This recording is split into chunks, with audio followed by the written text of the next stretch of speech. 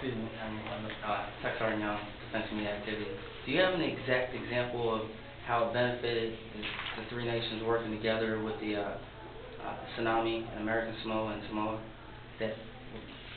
I think I prefer to pass it to these gentlemen who themselves were involved and let them perhaps give you some very discrete examples. Thank you.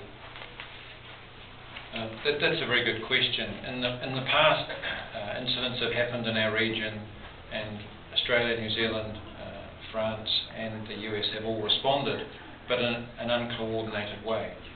Since then, and the Solomon Islands tsunami a year and a half ago was a good example where all the aid arrived at the major airport in the Solomon Islands, but we didn't have the smaller aircraft to get it to where it was actually needed.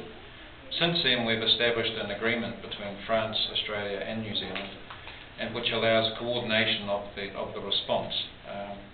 With the tsunami in Samoa and Tonga, New Zealand took the lead and coordinated the response, and because the French forces were nearer to Tonga, they said, will you concentrate on Tonga? The New Zealand forces concentrated on the response to Samoa, and the Australians were there to back us up and they assisted.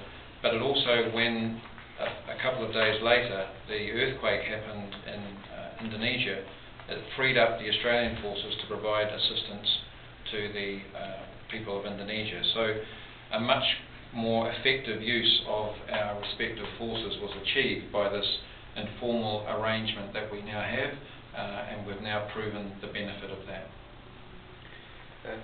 And I may add that such meetings, because we got in touch together, really is the process, because it's just a matter of a few phone calls when the emergency occurs. So it's very, very effective.